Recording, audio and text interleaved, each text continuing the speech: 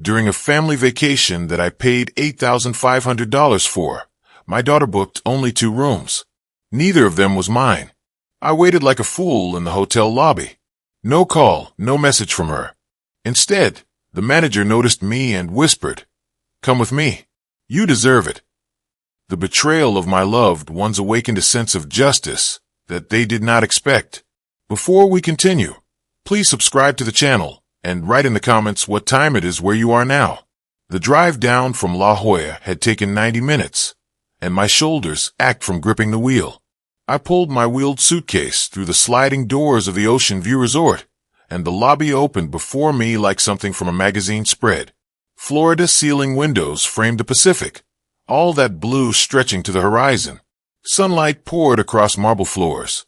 I paused to take it in, feeling something loosen in my chest. This was going to be good. This was going to heal things. I approached the reception desk with my confirmation number ready on my phone. $8,500. That's what this week had cost me. But I hadn't flinched when I transferred the money. Jennifer said she'd handled the booking details if I covered the expenses. Made sense. She was better with computers than I was. The receptionist smiled up at me, fingers poised over her keyboard. Marino. Truman. Moreno. There should be 3 rooms reserved. Her fingers danced across the keys. The smile held, but something shifted in her eyes. She clicked again, scrolled. Her brow creased. "I'm sorry, sir. I'm showing 2 reservations under Jennifer Hayes. A family suite and a children's room. Are you perhaps listed under a different name?" The marble floor seemed to tilt slightly beneath my feet. "No. Check the payment records. I paid for everything." More clicking. She bit her lower lip, a gesture that made her look younger than she probably was. "The payment did come through, yes, but I'm only seeing these 2 rooms in our system.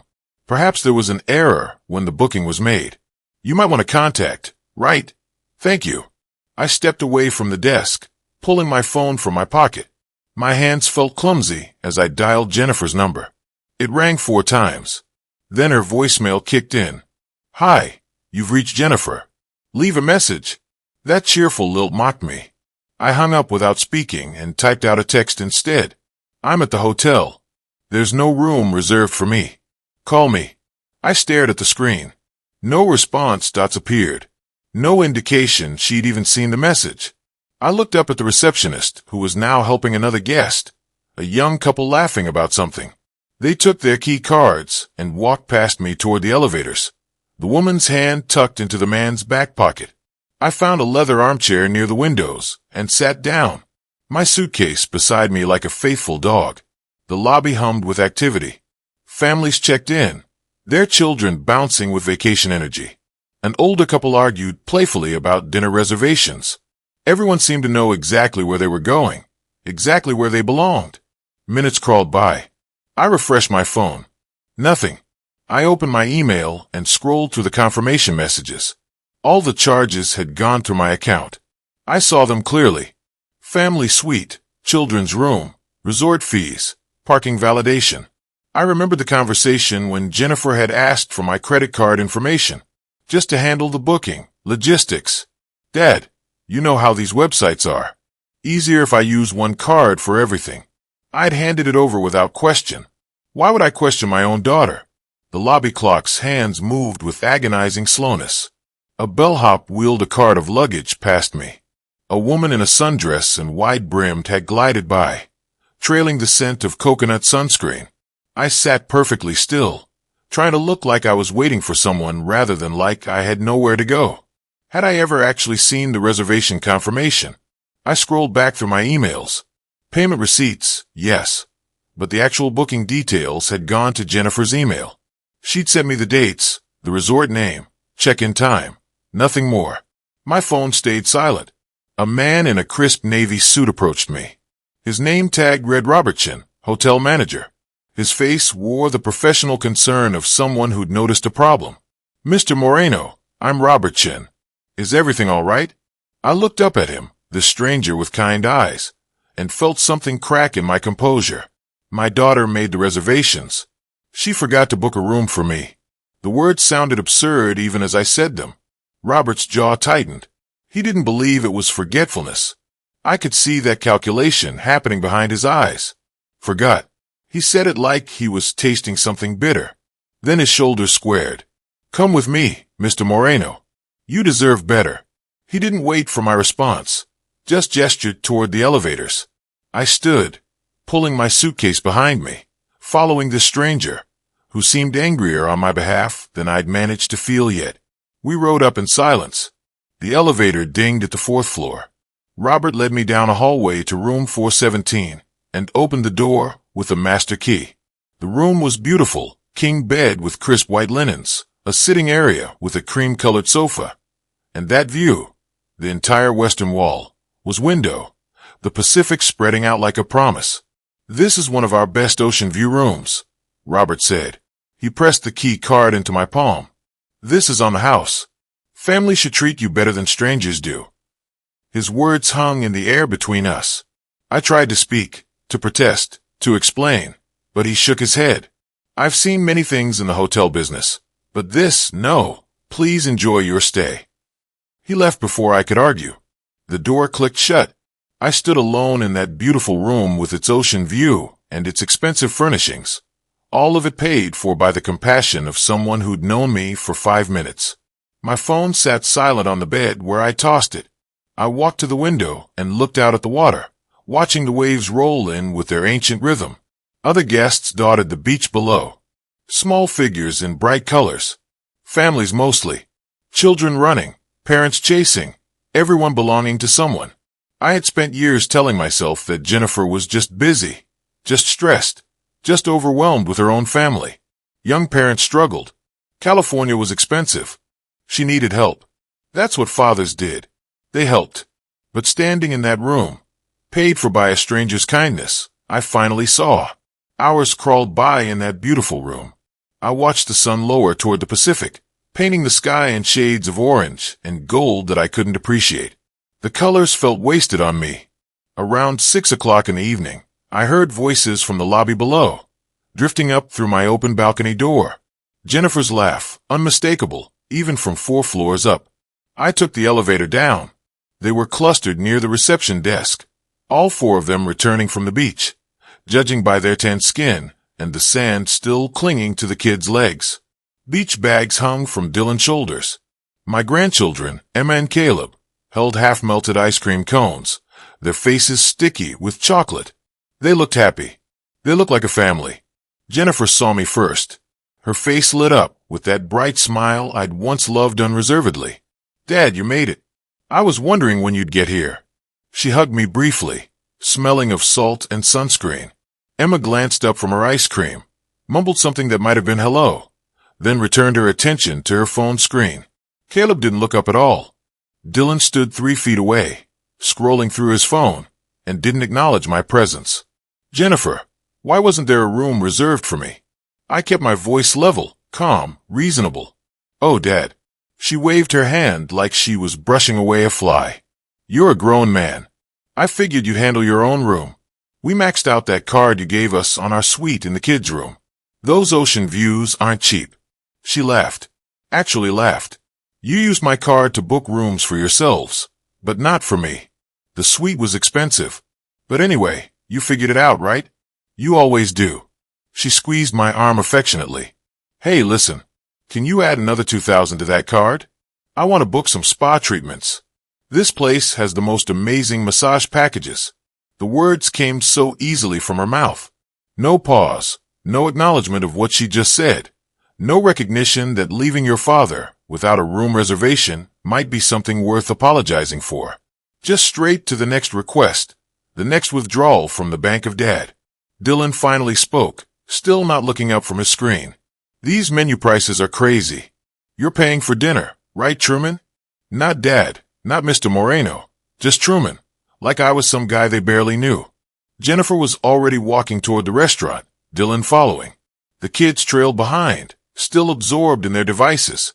I followed too, because what else was I going to do? This was supposed to be our family vacation, our time together. The hostess seated us near the windows. The view was spectacular. None of them looked at it. Jennifer and Dylan sat across from me, the kids at the end of the table. The server came by with menus and a warm smile. "Can I start you folks off with drinks?" Dylan ordered a craft beer. Jennifer wanted wine. I asked for water. The kids got sodas without asking permission from their parents. Permission wasn't required anymore. Nothing was required except my credit card. Jennifer launched into a detailed description of their day, speaking to Dylan like I wasn't there. "So, tomorrow we should definitely do South Panto Beach in the morning.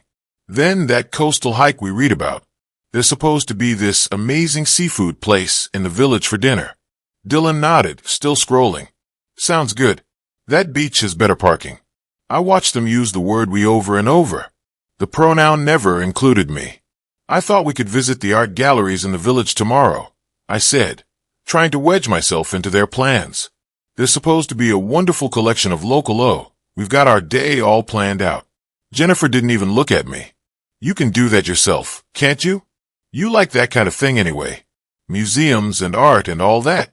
She said it like my interests were peculiar, like enjoying art was some quirky character flaw she'd learned to tolerate. Dylan set his phone down long enough to study the menu. Prime rib is $65. Lobster is $78. He was calculating, making sure I saw the prices, making sure I understood what this was going to cost. The server returned for our orders. Dylan got the prime rib. Jennifer ordered sea bass. The kids wanted burgers with truffle fries. I chose a chicken dish, the least expensive item I could find, though I wasn't hungry. While we waited for our food, Jennifer talked about the resort amenities, the pools, the hot tubs, the beach cabanas, everything she wanted to try, everything she wanted me to pay for. "The spa has this couple's massage," she said, reaching across the table to squeeze Dylan's hand. "It's $400, but we deserve it. We've been so stressed with work." I sat there watching this performance, and my mind began cataloging the history. Not just this vacation, all of it. The wedding, $45,000. I'd paid for everything because Jennifer said Dylan's family couldn't contribute, and they didn't want to start their marriage in debt. Made sense at the time. The first rental deposit when they needed help. $15,000, just temporary. She'd said just until they got established. Dylan's car when his died, $28,000. A loan supposedly. I'd never seen a payment.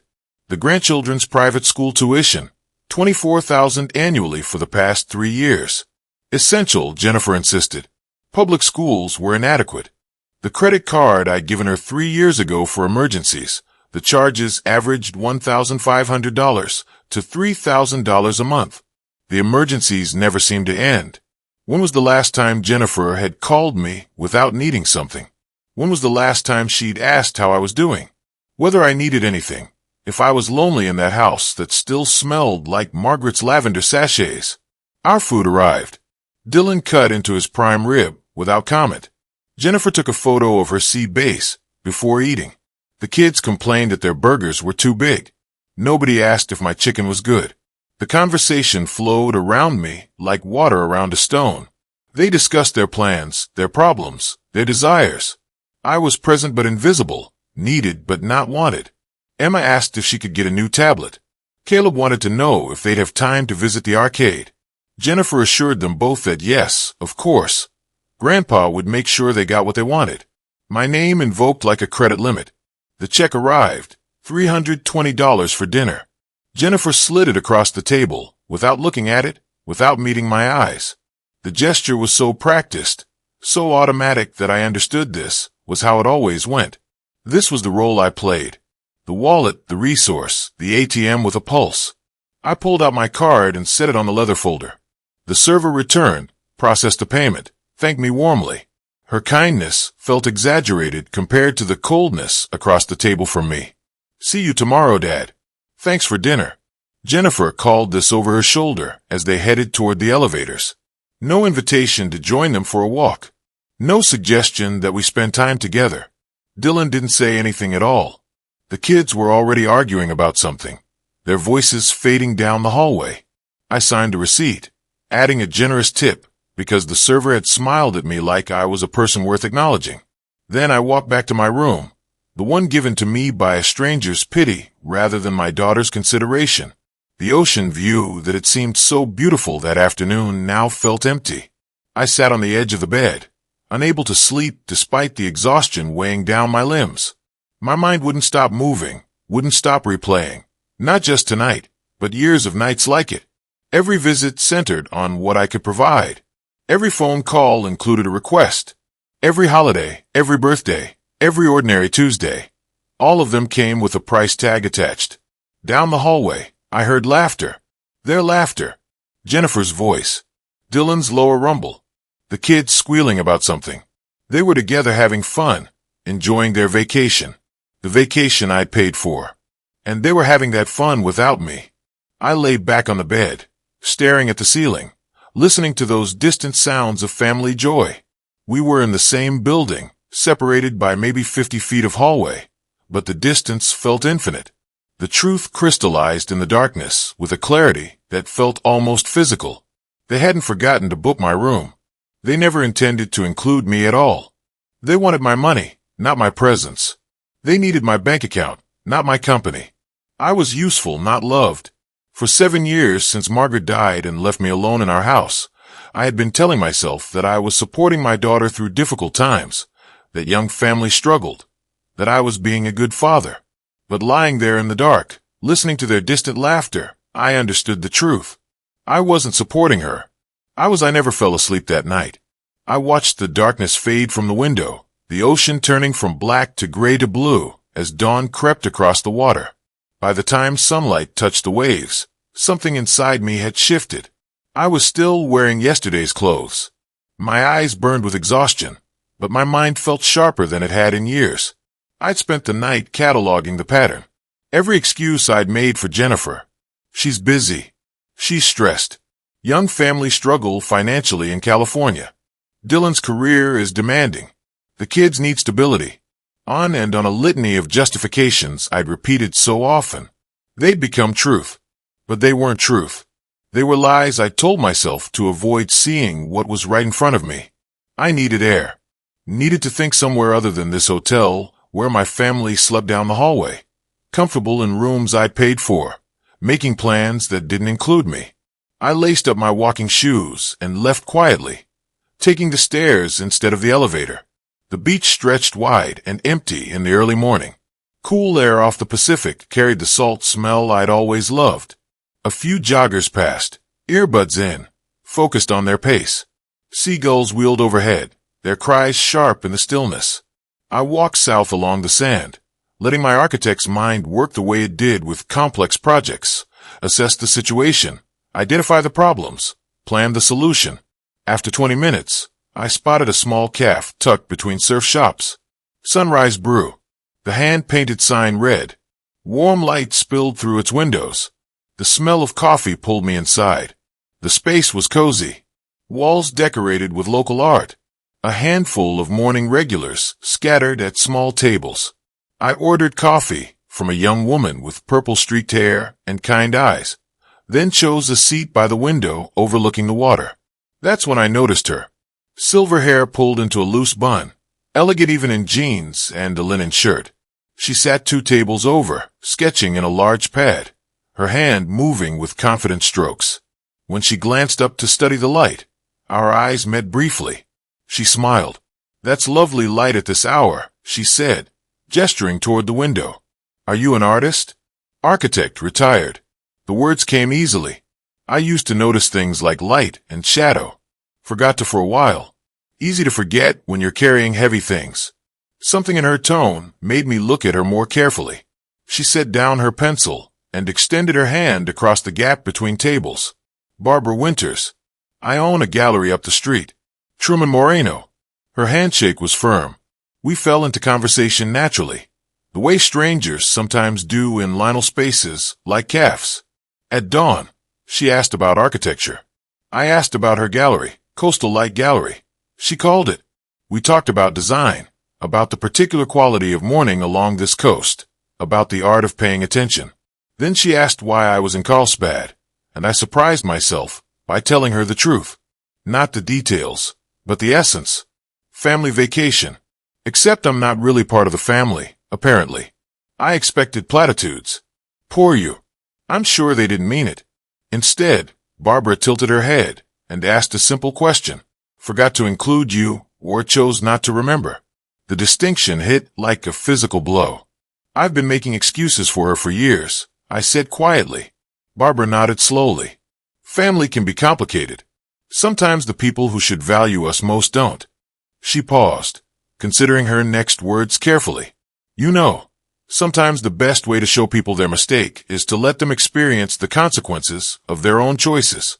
Not revenge. Consequences, not punishment. Natural results. We exchanged phone numbers before I left. She invited me to visit the gallery anytime.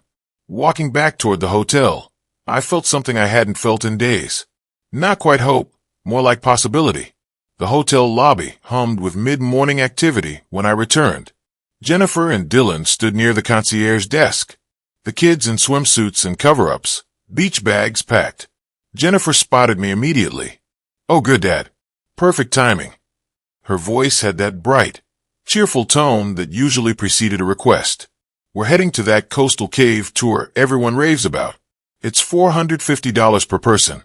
So with the 5 of us, that's, let me see, $2,250 total. Can you put on the no? The single word hung in the air between us. Jennifer blinked. What? No. I'm not paying for your excursion. Silence spread outward from our small group. Dylan finally looked up from his phone. Emma stopped scrolling. Even Caleb glanced over. Dad, come on. Jennifer's laugh sounded forced. We're on vacation. Don't be difficult. You're on vacation. I'm here. There's a difference. I kept my voice level calm. Enjoy your day. I walked past them toward the elevators. Behind me, Jennifer's voice rose with genuine shock. Are you serious right now? Dylan's irritation cut through clearer. What's his problem? The elevator doors closed on their confused faces. My hand trembled slightly as I pressed the button for the 4th floor. Adrenaline, fear, something that felt dangerously close to exhilaration. 7 years since Margaret died. 7 years of saying yes to everything. The first no felt like jumping off a cliff, but cliffs have bottoms, and sometimes hitting bottom is how you learn to climb. Back in my room, I pulled out my phone and opened the banking app. Found the additional credit card linked to my account. The one Jennifer used, the emergency card I'd given her 3 years ago. I scrolled through the usage history. August 20047, July 3rd 104s, June 2006 35s. Emergency after emergency after emergency. None of them actual emergencies. My finger hovered over the button labeled Report Card Lost, Stolen. One click would block the card immediately. One click would cut off that steady stream of money. One click would cause immediate conflict, angry phone calls, accusations. I remembered Barbara's words. Consequences of their own choices. I remembered sitting in the hotel lobby yesterday with my suitcase forgotten. I clicked the button. The screen confirmed. Card blocked. New card will arrive in 710 business days. I set the phone down carefully as if it might explode. Within an hour, Jennifer would try to use that card. I didn't wait for Jennifer's reaction to the block card. By early afternoon, I checked out of the ocean view, driven the 30 minutes south to La Jolla, and walked into my empty house with clear purpose. The Spanish-style home Margaret and I had bought 40 years ago, sat on a hillside with views of the Pacific, worth about $1.2 million now. More house than I needed alone, but it held our memories in every room. I went straight to my office. The space was organized the way I'd organized job sites for 30 years. Filing cabinets labeled and color-coded. Shelves holding rolled architectural drawings. A wide desk with good light. I pulled out 7 years of financial documents, bank statements, canceled checks, credit card bills, Venmo transfers, wire confirmations, everything since Margaret died in October 2018. I spread the papers across the desk and opened Excel on my computer. If you're going to solve a problem, first you have to understand its scope. That's what I told young architects working under me. Measure twice, cut once, know what you're dealing with. I created columns, date, amount, recipient, category, repaid, YN. Then I began entering data starting with that first request 2 weeks after the funeral. Jennifer needed help with rent, $2,000 temporary. She'd said, just until she caught up. The pattern emerged immediately as I worked chronologically forward. Requests that started small escalated yearly. Every loan marked temporary, none marked repaid. Hours passed. The sun tracked across the sky. I barely noticed. Wedding June 2019. $45,000. Everything. Venue, catering, flowers, photographer. Dylan's family contributed nothing. Jennifer said they couldn't afford it, and she didn't want to start married life in debt. Made sense at the time. Rental deposit assistance. September 2020. $15,000. They needed a bigger place for the baby. First and last month's security deposit. California real estate was brutal. Of course, I helped. Dylan's car loan. March 2021. $28,000. His Toyota died. He needed reliable transportation for work. Jennifer asked if I could loan them the money. Loan, she'd said specifically. They'd pay me back monthly. I never saw a payment. Private school tuition. This one ran deep. Started September 2021, when Emma entered first grade. $24,000 annually. Jennifer insisted public schools weren't adequate. The grandchildren deserve the best education. I paid for 4 years now. Emma in 5th grade, Caleb in 3rd. The credit card, that insidious emergency card I'd given Jennifer in 2022. The monthly charges averaged $2,500 to $3,000 for 3 years. I did the math. Roughly $90,000 in emergencies that range from groceries to designer handbags to weekend getaways. Then there were the miscellaneous loans, the ones that blurred together. Home repairs, $8,000. Medical bills, $12,000. Furniture, $5,000. Car repairs, $3,500. Various crises, $7,000 here, $4,000 are there. Each one presented as one-time essential, temporary. I entered the last transaction, this vacation, $8,500, and moved my cursor to the cell at the bottom of the amount column. Clicked the sum formula. The number appeared, $387,000. I stared at it, refreshed the calculation, thinking I'd made an error. The number didn't change. $387,000. In 7 years, my daughter had taken $387,000 from me. I pulled up my retirement account statement. Current balance, $850,000. The house, $1.2 million. At the current rate of withdrawal, averaging $55,000 annually, Jennifer would drain my liquid savings. In 15 years, I was 63. That money needed to last 30 years, maybe more. She wasn't just using me. She was destroying my future security. This wasn't family support. This was financial abuse. My phone started ringing around 4 in the afternoon. Jennifer. I let it go to voicemail. It rang again 5 minutes later. Again. Again. The voicemails piled up. I listened to them in sequence, hearing the progression. First message, her voice tight with anger. Dad, the card isn't working. I'm standing in the middle of Nordstrom with a shopping cart. Call me back immediately. Second message, accusatory. I don't know what you think you're proving. This is childish and cruel. Do you know how embarrassing it was when my card declined? Third message, the next morning, threatening. Fine. You want to play this game? We can play. But don't expect us to come running when you need help in your old age. Fourth message, late afternoon. The tone shifting to manipulation. Dad, please. I'm sorry if I upset you somehow. Can we talk? The kids miss you. They don't understand why Grandpa is being like this.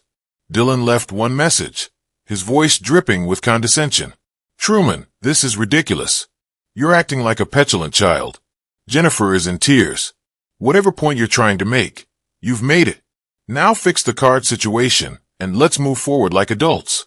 I listened to each message twice, feeling the familiar pull of old guilt patterns, the trained response to smooth things over, to apologize, to make it right. But the Excel spreadsheet sat open in front of me. $387,000. I typed out a single text message. We'll talk when I'm ready, not before. Then I muted the conversation. The next day, I took concrete steps. Called a professional appraiser. Yes, $1. $2 million was accurate for current market value. Researched estate planning attorneys in San Diego. Read reviews carefully. I needed someone experienced, firm, not sentimental about family. Patricia Gomez, 20 years experience specializing in family law and estate planning. Her reviews were consistent, professional, no nonsense, protects clients. Her website bio stated simply, I help clients protect their assets and make clear-headed decisions about their legacy. I called her office and booked a consultation for August 18th, 3 days away. What type of legal matter? The secretary asked. Estate planning. I need to change my will. And has there been a significant life change prompting this review? I looked at the spreadsheet still open on my screen. Yes, you could say that. That evening, a text came through from Barbara. Hope your day improved. Gallery open until 8 if you'd like to visit. The invitation pleased me more than I expected. I drove back up to Carlsbad, found the Coastal Light Gallery tucked on a side street near the village. The space was intimate, well curated, featuring local artists working in various media. Barbara showed me around, discussing each piece with genuine knowledge and enthusiasm. We ended up in a small office area in back with comfortable chairs and coffee. The conversation flowed easily. Eventually, I told her about my brother. Barbara said quietly, after my husband died 4 years ago, we built the gallery together, David and I. But my brother thought because we shared DNA, he deserved half of it. What did you do? I hired an excellent attorney and fought. Took 8 months, but I won. She met my eyes steadily. Sometimes protecting yourself from family is the hardest and most necessary thing you'll do. We talked for 2 hours, made plans for dinner the following evening. When I left, she walked me to my car and squeezed my hand briefly. You're doing the right thing, she said. Trust yourself. Driving home along the coast highway, watching the sunset paint the water in shades of orange and copper, I realized I felt something I hadn't felt in years. Not just hope, something more like possibility. The attorney appointment was scheduled for the 18th. On the 16th, Barbara and I met for dinner at a small Italian place she knew in the village. Candlelight, white tablecloths, the kind of restaurant where conversations could go deep without interruption. We were seated in a corner booth away from other diners. The server brought wine, took our orders, disappeared. Barbara looked at me across the table, her expression open and patient. How are you handling everything? I imagine it's not easy. I'd planned to keep it surface level. Instead, I found myself telling her the complete story. Not just the hotel incident, but 7 years of financial exploitation. The wedding, the car, the school tuition, the emergency credit card that funded luxuries, the vacation I'd paid for but wasn't invited to join. I made a spreadsheet, I said. 7 years, $387,000. Barbara didn't gasp or offer empty sympathy. She simply nodded, absorbing the information. You documented everything. I'm an architect. We measure precisely. What will you do with that information? Change my will. Tomorrow, actually, I have an attorney appointment. She reached across the table and touched my hand briefly. Not pity, recognition. After Marcus died, my brother filed a claim against the estate. She said quietly. Said I didn't deserve the gallery building. But you built it together. Exactly. Together over 20 years. But he thought blood meant automatic entitlement. She took a sip of wine. 8 months in court. I won, but we haven't spoken since. Do you regret fighting? Not once. Her eyes held mine. Some relationships aren't worth the price they demand. And sometimes the people who should protect you are the ones you need protection from. The server brought our meals. We ate slowly, the conversation shifting to easier topics. Art, architecture, the particular quality of light along this stretch of coast. But underneath ran that current of understanding. Two people who'd learned the same hard lesson about family. The next afternoon, I was home reviewing the documents Patricia would need when my doorbell rang. Unexpected. I wasn't expecting anyone. Through the window, I saw them. Jennifer, Dylan, both children standing on my front porch. Jennifer's face wore a carefully composed expression, reasonable, concerned. The picture of a daughter worried about her father. I hesitated, hand on the doorknob. Every instinct said to turn them away. But Emma and Caleb were there, and whatever their parents had done, the kids were innocent. I opened the door. Dad. Jennifer's voice was controlled, measured. We need to talk. Can we come in? I stepped aside. They filed into my living room. The Spanish tile Margaret and I had chosen 40 years ago. The ocean view through floor to ceiling windows. The architectural details from my career built into every corner. My home, my space now invaded. Jennifer sat on the sofa, Dylan standing near the door like a sentinel. The children perched uncomfortably on the edges of chairs, sensing the tension crackling through the room. Dad, I think there's been a misunderstanding. Jennifer's tone was perfectly modulated. Hurt but not angry. Confused but not accusatory. She'd rehearsed this. We're family. We should be able to work this out without whatever this is you're doing. I said nothing. Let her fill the silence. I know you're upset about the hotel room situation. That was a genuine mistake. And maybe we've been too dependent on your generosity. We can talk about that. We can start fresh. Notice what she didn't say. No apology.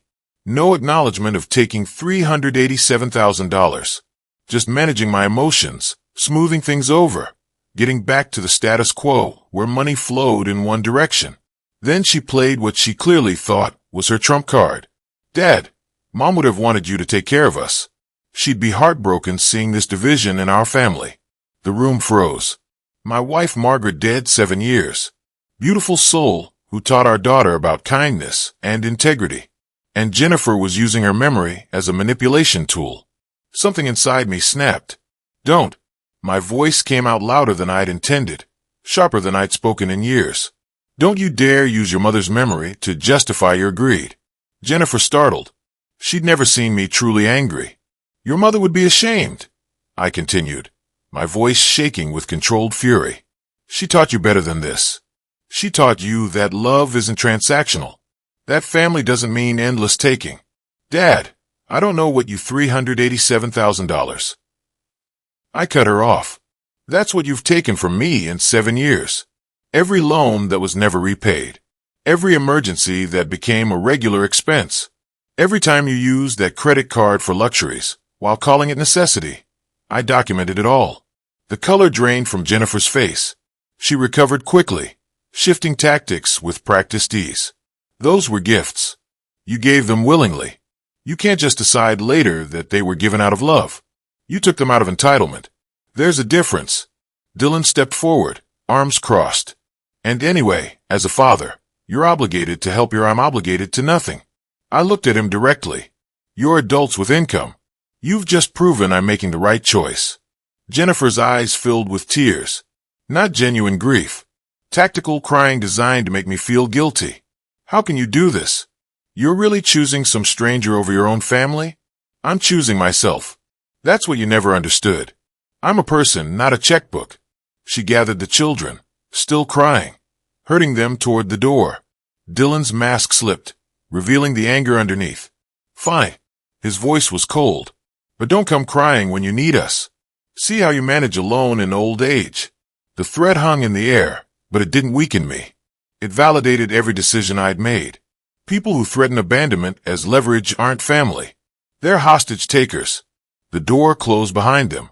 I stood in the sudden quiet of my house, adrenaline fading, hands slightly shaking, but underneath the physical reaction, certainty. Absolute certainty that I was doing the right thing. My phone buzzed. Text from Barbara. Thinking of you. Coffee tomorrow before your appointment. I smiled. Someone caring without agenda. Someone present without demands. Perfect. I typed back. That evening, I laid out the folder Patricia had requested. Bank statements, will documents, property deeds, everything organized, everything clear. Tomorrow would change. The attorney's office occupied the 15th floor of a glass tower in downtown San Diego. I'd driven the 20 minutes from La Jolla that morning with my folder of documents, my evidence, my 7 years of being someone's retirement fund. The reception area was quietly professional. Legal magazines, filtered water, the hush of serious business being conducted. A young woman at the desk smiled and told me Patricia would be right with me. Patricia Gomez emerged 3 minutes later. 52, professional attire, firm handshake, direct eye contact, no wasted pleasantries. Mr. Moreno, thank you for being so prompt. Come on back. Her office had floor-to-ceiling windows overlooking San Diego Bay, law degrees on the wall. Stanford, 20 years with the California bar. Family photos on the credenza. An organized desk that suggested efficiency without coldness. She gestured to a chair across from her desk and got straight to it. Tell me what's brought you here. I need to change my will. My daughter has been taking advantage of me financially for years. I want to ensure my assets are protected.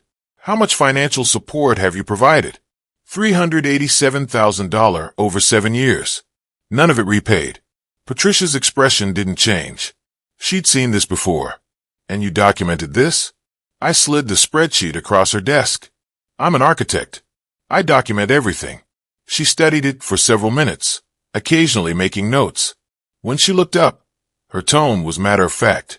Mr. Marino, in California, you have absolute discretion over your estate.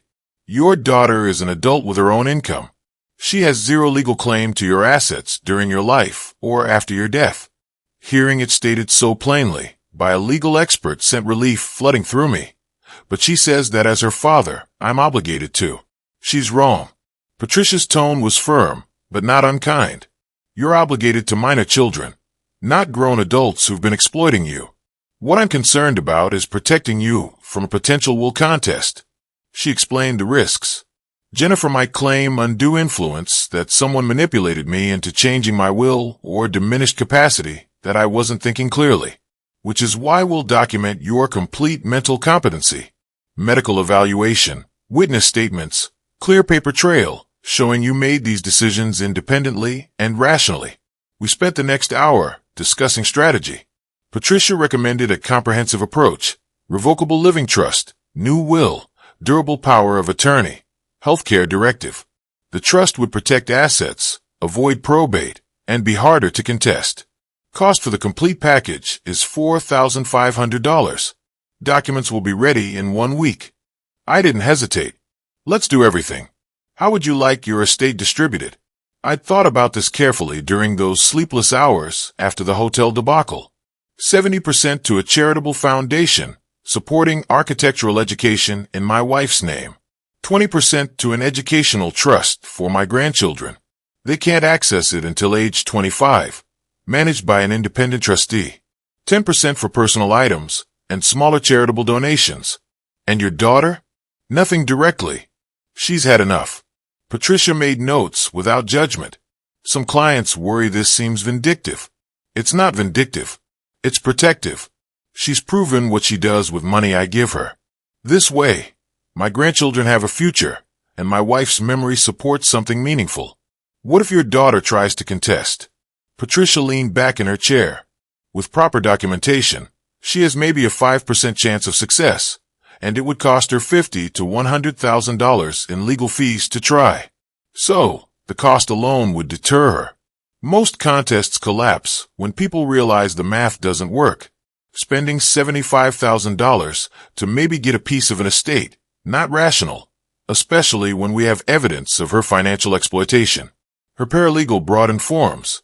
We began the paperwork, property addresses, account numbers, beneficiary organizations.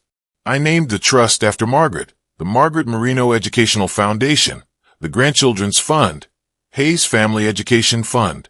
The irony wasn't lost on me. Jennifer's married name on money she couldn't touch. 2 hours later, Patricia walked me to the elevator. You're doing the right thing, Mr. Marino. I see many people wait until it's too late. My daughter will be furious. Your daughter is already taking advantage. At least now you're protecting what you've earned. The elevator descended. I walked out into San Diego sunshine, feeling something I hadn't felt in years. Not happiness exactly. Something more like freedom. I drove back to La Jolla, mind processing everything. My phone buzzed at a red light. Text from Barbara. How did it go?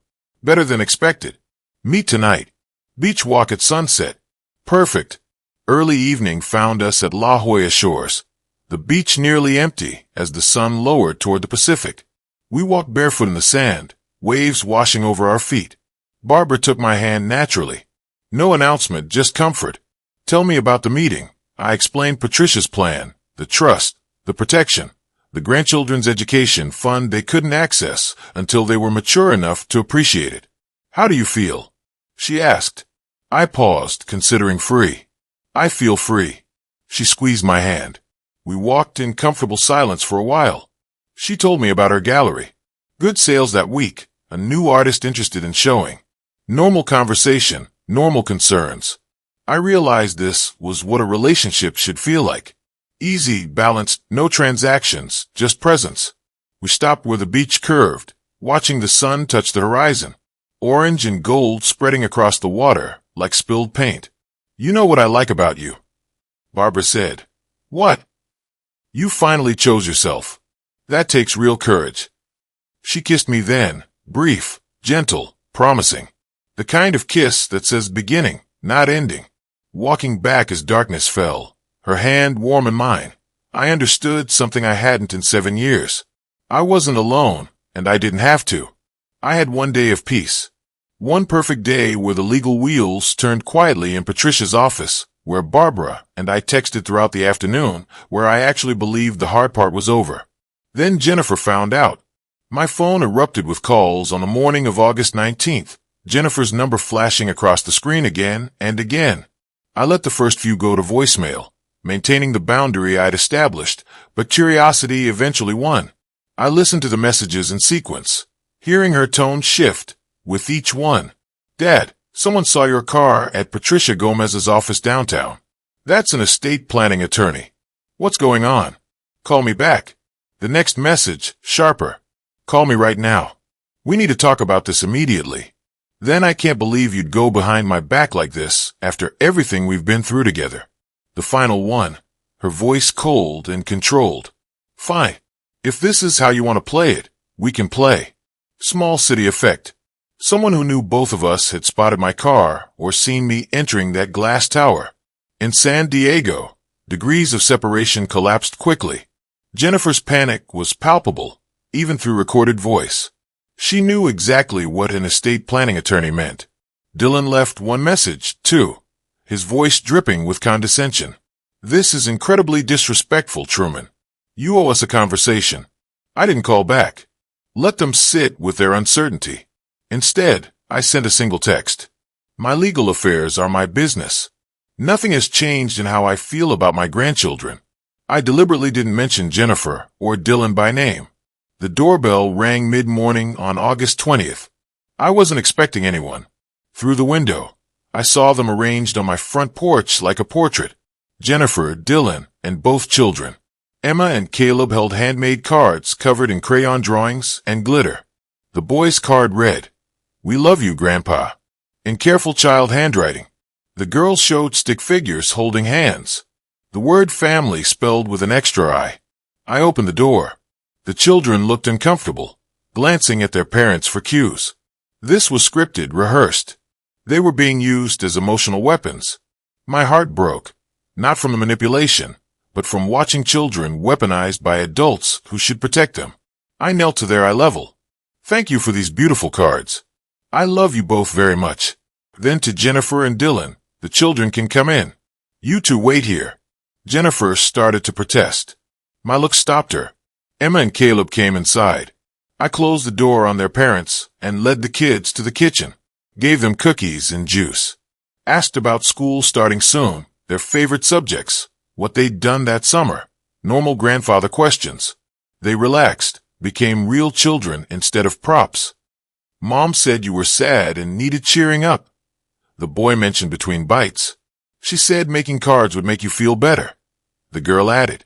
My heart ached for them, innocent, unaware they were being used as leverage in an adult war.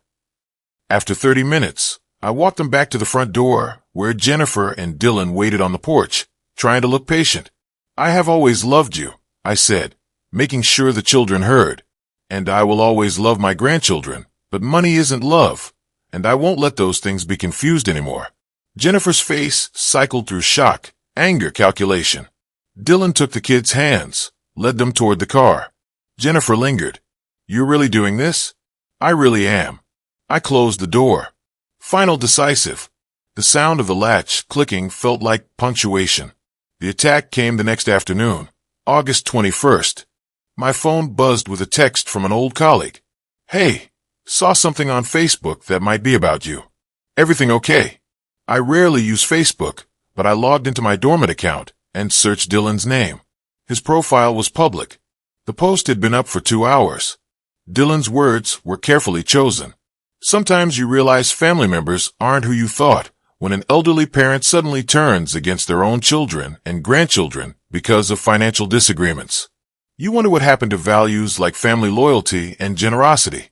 We've supported him through his grief, included him in our lives, and now he's chosen to punish us for not being wealthy enough to refuse help he offered freely.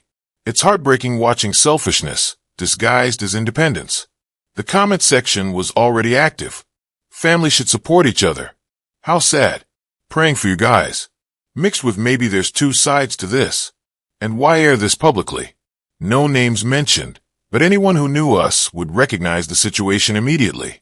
Dylan had positioned himself as victim. Me as cruel miser. Public humiliation, reputation attack, sympathy manipulation. My hand shook reading it. Every instinct screamed to respond, to defend myself, to post my spreadsheet showing $387,000 in exploitation. Before I could act, my phone rang. Barbara, I saw it. She said without preamble. Someone sent it to me. Don't respond. He's lying to everyone. People will think I'm people who know you won't believe it. People who don't know you don't matter. But I could show the evidence. Prove what really? And then what? You trade your dignity for a Facebook fight. Her voice was firm but kind. Don't play on their field, Truman. This is what abusers do when they're losing control. They try to destroy your reputation because they can't control you anymore. I gripped the phone, so I just do nothing. You do exactly what you've been doing. You protect yourself legally. You live your life. His post says more about him than it does about you. After we hung up, I sat with the discomfort of not defending myself. It went against every instinct. I wanted to fight back, wanted to prove the truth, wanted vindication. But Barbara was right. Responding would make it a debate. Silence made it irrelevant. Over the next few hours, I received calls from true friends, people checking if I was okay. I gave the same simple response to each family disagreement. I'm fine. Thank you for caring. No elaboration, no justification, no explanation. Short answers denied oxygen to the gossip fire. Late evening, I met Barbara for a walk through La Jolla Cove. The tourist area was quiet. Shops closing. Ocean sounds filling the spaces between our words. She took my arm. How are you holding up? Better than I expected. What you said helped. My brother did something similar during our legal battle. Posted vague things about greedy family members. I responded once. Biggest mistake. Gave him ammunition for months. How did you finally handle it? Stopped reading his posts. Focused on my life, my gallery, my real friends. Eventually, his posts just looked sad and desperate. We walked in comfortable silence. My phone stayed quiet. Perhaps Jennifer and Dylan had exhausted their tactics for the moment. Perhaps they were regrouping. Above us, the August sky darkened toward night. Tomorrow, Patricia would finish the legal documents. In 3 days, I'd sign them, and then the signing ceremony was scheduled for 10 o'clock the next morning. I dressed carefully, not for drama, but for respect. What I was about to do deserved formality. Patricia had called it a ceremony deliberately. Some moments in life need to be marked. Her conference room overlooked San Diego Bay. The long table held documents arranged with precision. New will, revocable living trust, durable power of attorney, advanced healthcare directive, everything that would protect my future. Patricia reviewed each page one final time, explaining key provisions. Present were the notary public, a professional woman in her 50s, and 2 witnesses from Patricia's office. Standard practice. Witnesses couldn't be beneficiaries. Had to be neutral parties. The formality felt appropriate. This wasn't casual. This was life-changing protection. Mr. Moreno, before we proceed, I need verbal confirmation. Patricia's voice was clear and measured. Are you executing these documents of your own free will without coercion? Completely voluntary. This is entirely my decision. The notary asked required questions. Full legal name, date of birth, confirmation of identity. She examined my driver's license, photocopied it for her records. Patricia, walk me through each document. This is your will. stating distribution of your estate. This is your trust, which will hold your assets. This is your power of attorney, designating who can make decisions if you're incapacitated. I initialed each page, signed the signature pages. The pen felt weighted with significance. Each stroke of ink another step toward protection. The witnesses signed their names. The notary pressed her official seal onto each document. The sound was solid, final, irreversibly real. Patricia collected the documents. These are now legally binding. Copies will be filed appropriately. I'll keep the originals in our vault. Handshakes all around. Professional completion. I handed Patricia a check for $4,500 I'd prepared in advance. Transaction complete. After the witnesses left, Patricia showed me another document. Letter of intent, she explained. Not legally binding, but explanatory. I drafted this based on our conversations. It's factual, unemotional. She read portions aloud. Over 7 years, I provided $387,000 in financial support, including wedding costs, housing assistance, vehicle purchase, education expenses, and credit card charges. I gave these funds out of love and family obligation, expecting nothing in return. However, the incident at Ocean View Resort made clear I'm valued as a financial resource rather than as a father. I have provided for my grandchildren's education through an irrevocable trust. The remainder of my estate will fund architectural education scholarships in memory of my late wife, Margaret. This decision is final and made with full mental capacity. My story reduced to legal language, but the truth preserved. Should I send this to Jennifer now? I asked. Let her know what I've done. My advice? Wait. If she contests the will, this becomes powerful evidence of your clear thinking. If she accepts reality, you may never need it. I agreed. The letter went into the file, ready if needed, but not deployed yet. Walking to the elevator, Patricia offered final words. You did the right thing. I drove home to La Jolla. The house was quiet, familiar mine. I sat in my home office, where weeks ago I created that Excel spreadsheet. That spreadsheet had started everything, making the invisible visible. Now legal documents sat in Patricia's vault. Protection in place. Future secured. My phone was silent. No calls from Jennifer since the grandchildren's visit. Perhaps she was planning her next move. Perhaps accepting reality.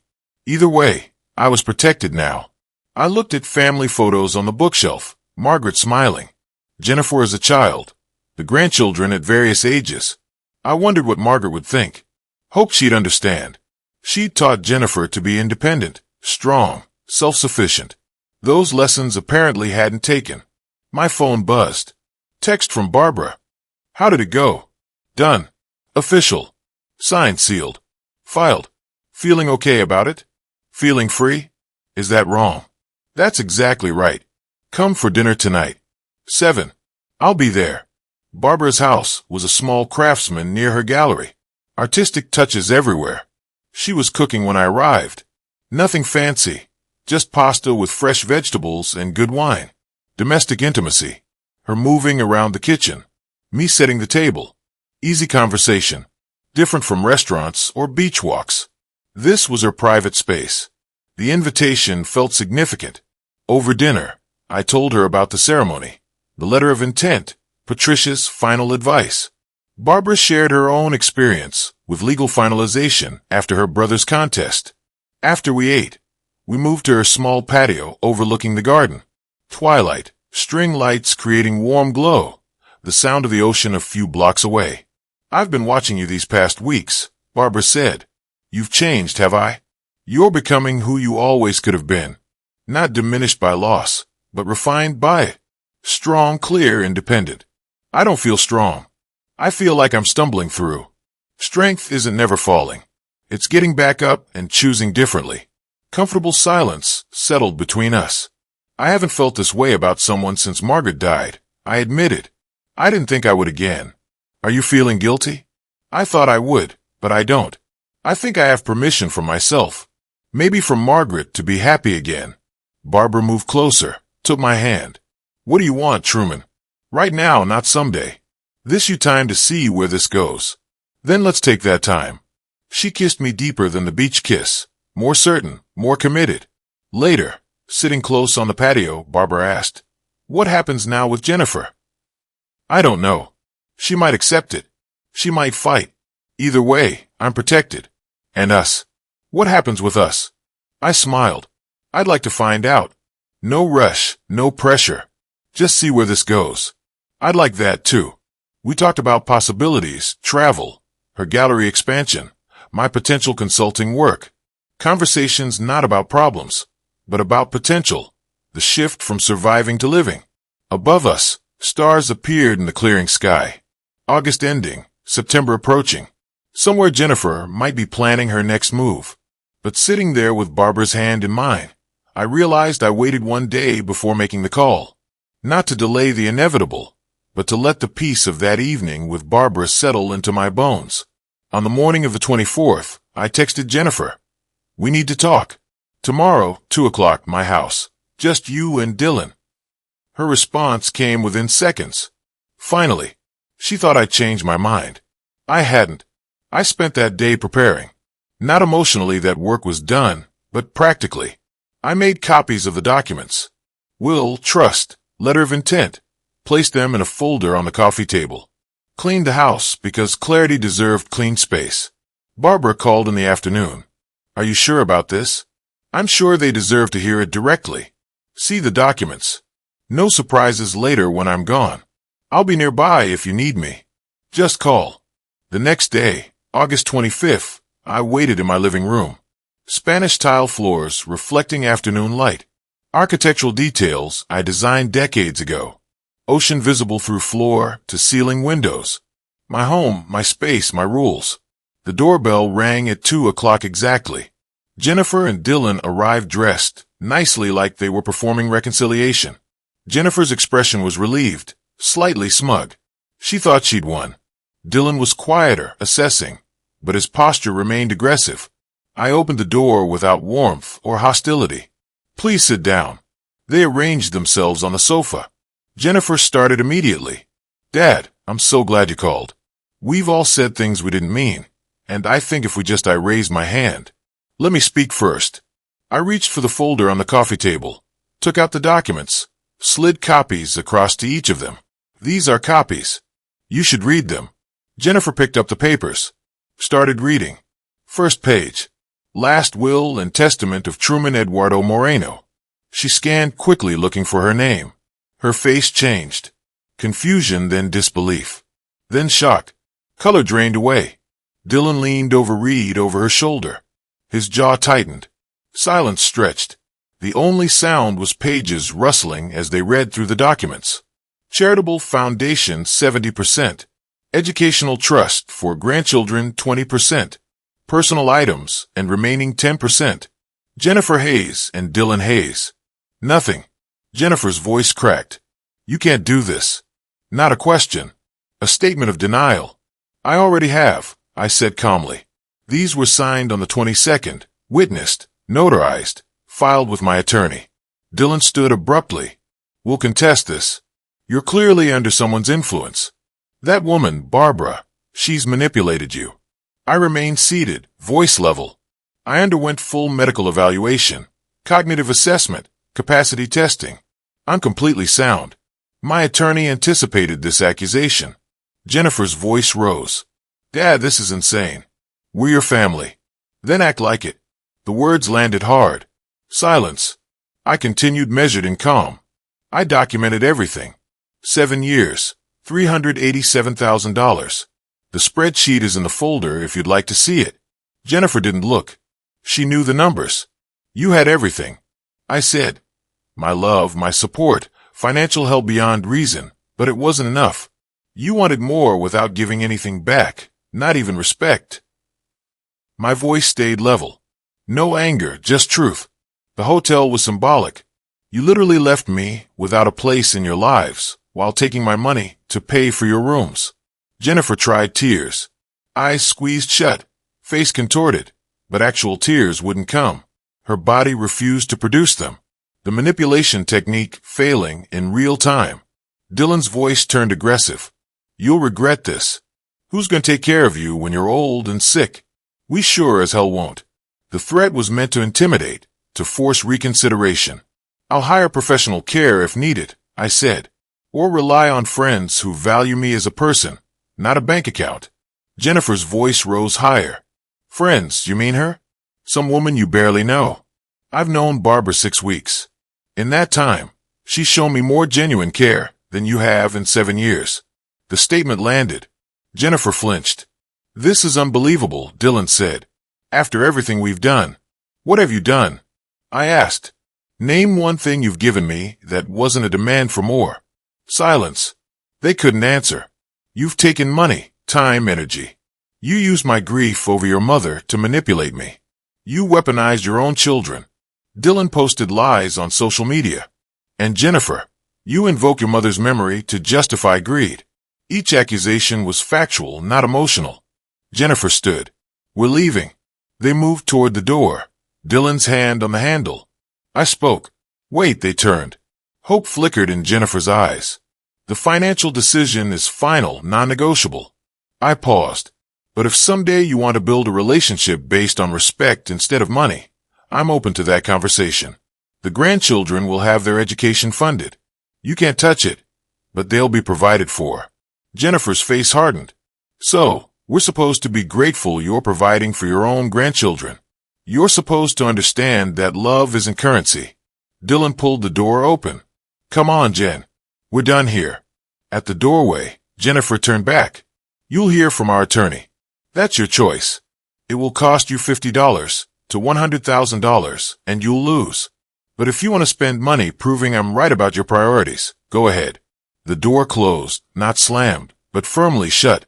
I stood in the quiet house, documents still spread on the coffee table.